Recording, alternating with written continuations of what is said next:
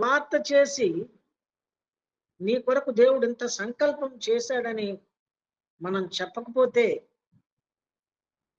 మీ కొరకు దేవుడు ఒక నూతన సృష్టినే కలగచేశాడు. అంటే ఒక సంఘాన్నే ఏర్పాటు చేశాడు. అందులో దేవుడు మిమ్మల్ని పరిశుద్ధులుగా చేసి అందులో ఉంచుతాడు. అదే ఈ భూమి మీద బ్రతికినంత కాలము మనుష్యుడికి సేఫ్టీ ప్లేసు అని మనము చెప్పకపోతే సంఘం ఎలా నిండుతుంది? ఎలా సంఘంలోనికి వస్తారు? సంఘంలోనికి రావాలంటే సువార్త మనం తప్పనిసరిగా ప్రకటన చేయాలి. ఒకవేళ సువార్త మనం సరిగ్గా ప్రకటన చేయకపోతే సంఘం విశ్వాసులతో సంఘము నింపబడదు. కనుక సంఘంలోనికి సువార్త చేసి మనం తీసుకురావాలి.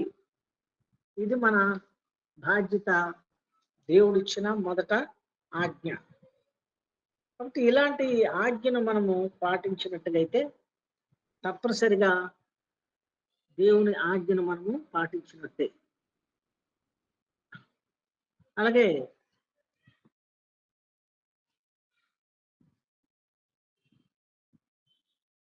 మరి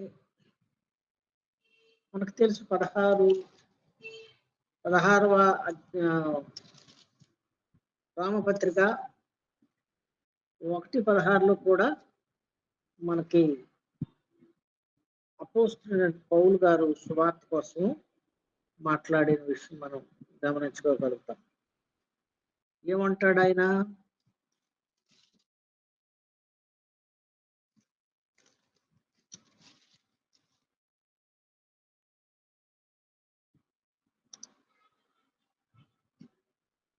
సువార్తను గూర్చి నేను సిగ్గుపడువాడను కాను. ఏలయనగా నమ్ము ప్రతివానికి మొదట యూదునికి గ్రీసు దేశస్థునికి కూడా రక్షణ కలగ చేయుటకు అది దేవుని శక్తి అయి ఉన్నది అనేది. ఈ మాట ఎంత అద్భుతమైన విషయమో మనం గమనించాల. సువార్తను గురించి నేను సిగ్గుపడను. ఒకడికి మేలు జరుగుతుందంటే, ఒకడికి మేలు జరిగే మాటలు నా దగ్గర ఉన్నాయంటే, అంటే సువార్త మాటలు నా దగ్గర ఉన్నాయంటే, ఒకడికి మేలు జరిగే మాటలు నా వద్ద ఉన్నాయని నాకు తెలుసు కాబట్టి అవి ఇతరులకు చెప్పడానికి, వాళ్ళకి మేలు కలగడానికి నాకెందుకు సిగ్గు? దేనికి సిగ్గుపడాలి? దేనికి సిగ్గుపడకూడదు? దేనికి సిగ్గుపడాలి? మన మాటల వల్ల అవతల వారికి హాని కలిగినట్టయితే మనం భయపడాలి, సిగ్గుపడాలి. ఒక మనిషిగా ఇంకొక మనిషిని తప్పుడుతో పట్టించడానికి చెప్పే మాటలు తప్పుడుతో పట్టించడానికి నేను ఆడుతున్న మాటలు దోహదపడతాయి, అతనికి నష్టం కలుగుతాయి అని అనుకున్నప్పుడు మనం సిగ్గుపడాలి. అవి మనం చెప్పకూడదు, అవతల మనిషికి చెప్పకూడదు. కానీ ఇవి అలాంటివి కావే. కేవలం శరీరానికి ప్రయోజనం చేకూర్చేవి కావే. ఎవ్వరూ చేకూర్చలేని లాభము ఈ సువార్త మాటలు వాళ్ళకి చేకూరుస్తున్నాయి, కలిగజేస్తున్నాయి. అదేంట ఎవ్వరూ చేకూర్చలేని లాభము అని మనం గమనిస్తే, ఎవ్వడు ఏ మాటలు చెప్పినా ఆత్మను రక్షించలేవు. ఎన్ని చెప్పనివ్వండి, ఏం చెప్పనివ్వండి, కానీ అవి శరీరానికి పడవచ్చు. వాళ్ళు మెరుగైన జీవితం, మెరుగైన సంపాదన, మెరుగైనటువంటి ఈలోక సంబంధమైనవి వాళ్ళు సంపాదించుకొని మేలు పొందడానికి అవి పనికి రావచ్చేమో గాని, ఆత్మ రక్షించడానికి కేవలము యేసుక్రీస్తుని గురించిన మాటలే. యేసుక్రీస్తుని గురించినటువంటి విషయాలే ఆత్మను రక్షించగలిగేటువంటి సంగతులు. మనం భౌతికంగా మేలు చేసే మాటలు మనం చెప్పటం లేదు గాని, అంతకంటే మేలుదాయకమైనటువంటి ఆత్మను రక్షించే మాటలు మనము వాళ్ళకి చెప్తున్నాం. అంచేతన పౌలు గారు అంటారు, సువార్త విషయంలో నేను సిగ్గుపడవాడను, సువార్తను గూర్చి నేను సిగ్గుపడవాడను కాను. ఏలయనగా నమ్మే నేను అంటే మనం చెప్పే మాటలు నమ్మే ఎవరైతే నమ్ముతారో ఎవరైతే నమ్ముతారో ప్రతివాడు వాడు ఎవడవని, గ్రీసు దేశస్థుడవని, పెద్ద యూదుడవని, లేదంటే బేదోడవని, ధనికుడవని, చదువున్నోడవని, చదువు లేకపోయినటువంటి వాడవని, ప్రతి ఒక్కడికి మనం చెప్పే యేసుక్రీస్తు గురించి చెప్పే మాటలు ఎవరు నమ్మినా సరే, ఈవెన్ గొప్పవాడని అనుకున్నటువంటి వాడు ఎవడు నమ్మినా సరే, గొప్పవాడంటే మనం మన దేశ పరిస్థితిని బట్టి ఒక మాట మనం చెప్పుకోవచ్చు. ఇప్పుడు ఎవరో అతను ఆ స్వామీజీ ఉన్నాడు అనుకో, ఆ స్వామీజీ నమ్మినా అతనికి ప్రయోజనమే. చిన్నజీ గారు స్వామి అంటున్నారు కదా, ఇంకోడున్నాడు. ఇలాంటి వాళ్ళు చాలా మంది మన భారతదేశంలో నిజదేవుని ఎరగనటువంటి భక్తులని మానవ కోటితో మన దేశంలో ఉన్నటువంటి జనులతో పొగడబడుచున్నప్పటికీ కూడా వాళ్ళకు కూడా ఈ సువార్త విన్నట్టయితే వినడం మాత్రమే కాదు, విశ్వసించాలి అనేది ఇక్కడ. నమ్ము ప్రతివానికి అన్నాడు. నమ్మడం అంటే విశ్వసించడం, నమ్మడం. ఇప్పుడు కొంతమంది ఉన్నారు, ఈ చిన్న జియోరు స్వామి ఇలాంటి వాళ్ళందరూ, ఆ కోవకు చెందిన వాళ్ళందరూ కూడా యేసుక్రీస్తు గురించి తెలుసు, యేసుక్రీస్తు ఎందుకు ఈ లోకంలోనికి వచ్చాడో, అసలు ఎందుకు యేసుక్రీస్తుకి అన్యాయం జరిగింది, యేసుక్రీస్తుకు శిక్ష విధింపబడింది, ఇది ఎందుకు విధింపబడింది, ఇది ఆయన పడిన శిక్ష న్యాయమా, ఆ శిక్షకు ఆయన ఏమైనా పాత్రుడా, మరి పాత్రుడు కాకపోతే, న్యాయమైనది కాకపోతే మరి ఎందుకు ఆయనకి శిక్ష పడింది అని ఆలోచన చేయటం లేదు. కానీ వాళ్ళు విన్నటువంటి, తెలుసుకున్నటువంటి ఈ సంగతులను బట్టి యేసుక్రీస్తుని అవహేళనకు గురి చేస్తున్నారు. వాళ్ళ అవహేళన చేసినంత మాత్రానికి యేసుక్రీస్తు రక్షకుడు కాలేడా, దేవుని కుమారుడు కాడా, సజీవుడు కాడా, సర్వశక్తివంతుడు కాడా? కాబట్టి కానీ వాళ్ళేమిటయ్యారంటే వాళ్ళకి రక్షణ లేకుండా పోయింది. అంటే వీళ్ళ గురించి నేను ఎందుకు చెప్పాను అంటే, దేవుడు నిజంగా వాళ్ళు తృణీకరించడం అంటే ఎంత జ్ఞానులైనా సరే, ఎంత ధనవంతులైనా సరే,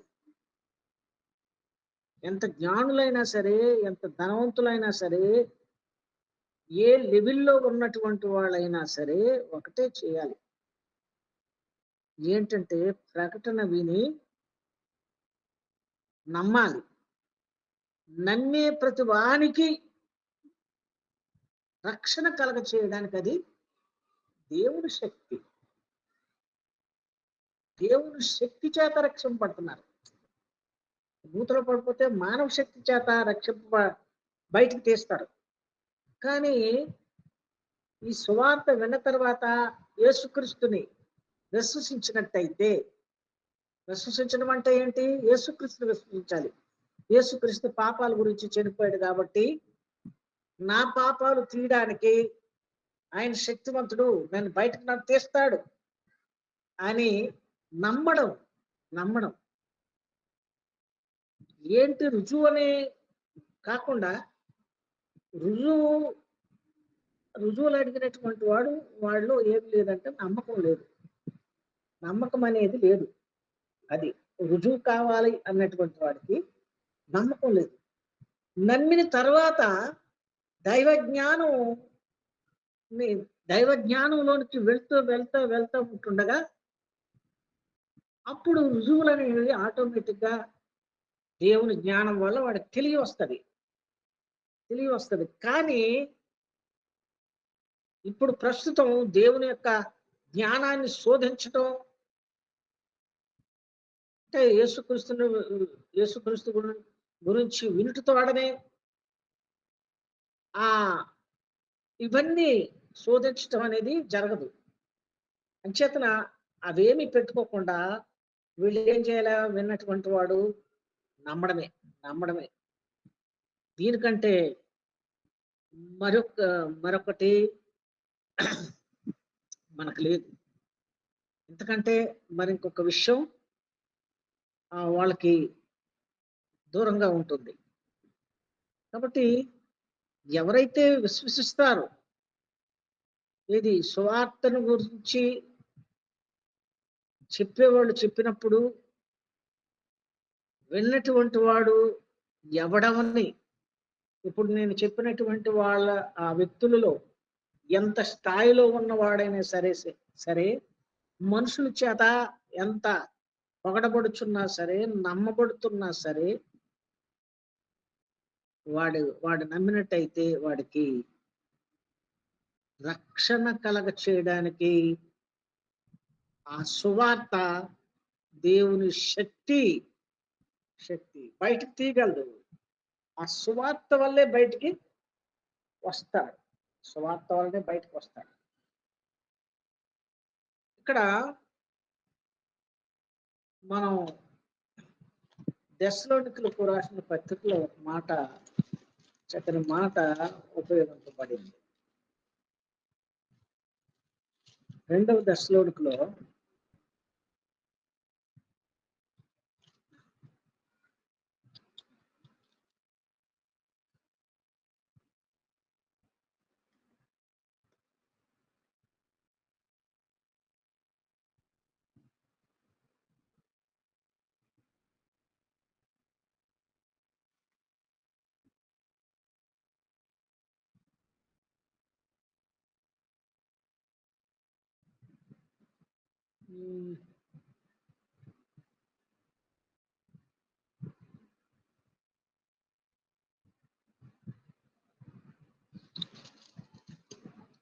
అండి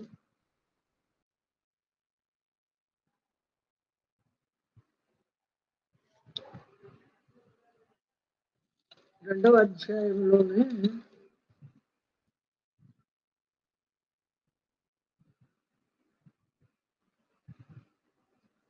మా సువార్త వలన అనేటువంటి ఒక మాట ఉపయోగించబడింది. 2వ అధ్యాయం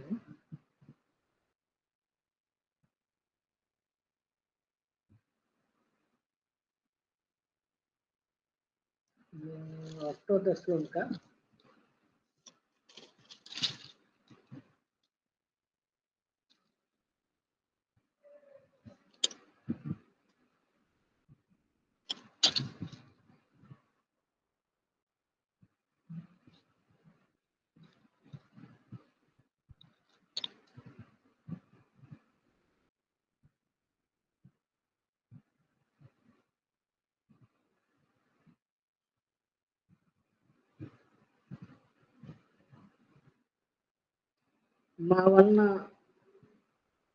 మా సువార్త వలన పిలువబడరు అని దశలోనికిలో దశలోనికి పత్రికలో రాయబడి ఉందండి. ప్రస్తుతం అది నాకు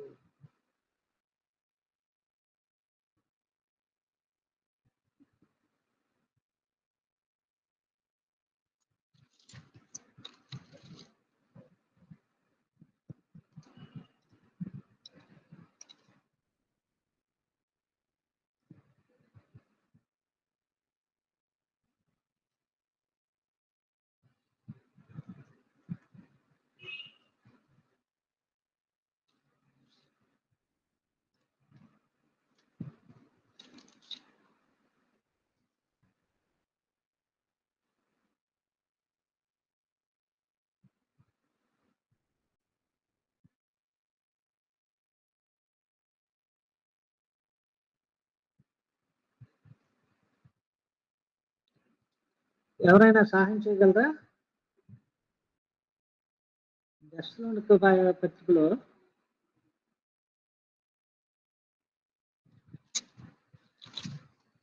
రెండో మూడో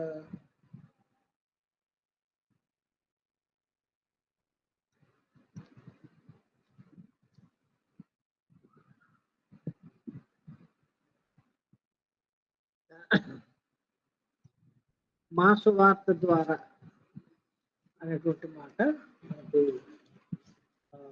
చెప్పబడింది.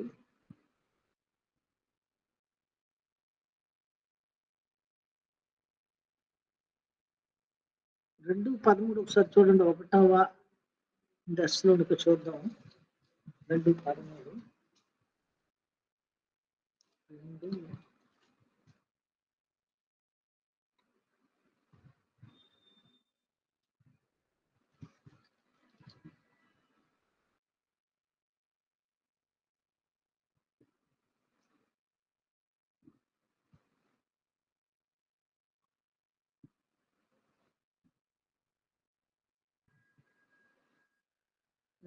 ఇక్కడ 2 దశలోనికి రాసిన పత్రిక 2వ అధ్యాయము 14వ వచనం. 14వ వచనంలో అంటారు, మీరిలాగున రక్షింపబడి, ఎలాగ రక్షింపబడి, మీరు ఇలాగున రక్షింపబడి మన ప్రభు అయిన యేసుక్రీస్తు యొక్క మహిమను పొందవలెనని ఆయన మా సువార్త వలన మిమ్మును పిలిచెను. అంటే ఇక్కడ ఈ ఈ మాట రాయడంలో కొంచెం మనం జాగ్రత్తగా ఆలోచిస్తే అర్థమైపోతుంది. మా వల్ల మీకు సువార్త అందింది. ఈ సువార్త మీకు అందడం మూలన మీరు రక్షింపబడతారు. మీరు రక్షింపబడి యేసుక్రీస్తు యొక్క మహిమ పొందాల అనే ఉద్దేశంతో దేవుడు మా ద్వారా మీకు సువార్త అందించాడు అని. మీరు ఇలాగును రక్షింపబడి, అంటే రక్షింపబడము అనే మాట ముందు మనకు చెప్పిన సువార్త వల్లనే రక్షింపబడ్డారు. రక్షింపబడి మన ప్రభు అయిన యేసుక్రీస్తు యొక్క మహిమ పొందవలనని యేసుక్రీస్తు వారు మహిమపరిచే ఒక దినం ఉంది. ఆ మహిమలోనికి మనం వెళ్ళాలని, మహిమ పొందాలని దేవుడు మేము చెప్పిన సువార్త వలన మిమ్మల్ని రక్షణలోకి తీసుకున్నాడు. మిమ్మల్ని రక్షణలోకి తీసుకున్నాడు అంటే పాప విమోచనం చేశాడు. రక్షణ అంటే పాప విమోచనమే. పాప విమోచన చేశాడు. మీకు ఈ రక్షణ ఎలాగొచ్చింది? మా సువార్త వల్లనే మీకు ఈ రక్షణ వచ్చింది. ఈ రక్షణ వలన మీరు పొందుకునేది ఏంటంటే, పాప విమోచన తర్వాత మీకు దొరికేది ఏంటంటే యేసుక్రీస్తు యొక్క మహిమ. మీరు కూడా యేసుక్రీస్తుని ఎలాగైతే మహిమ పొంది ఉన్నాడో, ఎలా మహిమ పొందుతాడో అదే విధంగా క్రీస్తునందు బాప్తిస్మం పొందిన మనం అందరం కూడా ఆయనలాగే యేసుక్రీస్తులాగే, యేసుక్రీస్తు యొక్క మహిమ ఆయనలాగే మనం కూడా చేయబడతాం కాబట్టి యేసుక్రీస్తు మహిమలోనికి మనం కూడా వెళ్తాము అనేది ఇక్కడ మనకి చెప్పబడినటువంటి వాక్య భావం. కాబట్టి ప్రియులారా, సువార్త చాలా ముఖ్యమైనటువంటి సంగతి. ఒక మనిషిని మామూలు ప్రయోజనం మనం చేకూర్చటం లేదు. ఒక మనిషికి మనము మనకు మనముగా మన దగ్గర అంటే ఏదైనా ఆ ఒక మనిషి మన మాట వింటే మనం చెప్పిన మాట నమ్మితే బహుశా అతనికి ఏమి ఇవ్వగలము? మనం ఏమి ఇవ్వగలము? ఒక పూట టీయో లేకపోతే 2 పూట్ల టీయో ఇవ్వగలుగుతాం. లేకపోతే ఒకసారి భోజనం పెట్టగలుగుతాం. మనకున్న కెపాసిటీ ఎంతో అంత ఆయన పట్ల చేయగలుగుతాం. కానీ ఇప్పుడు ఇది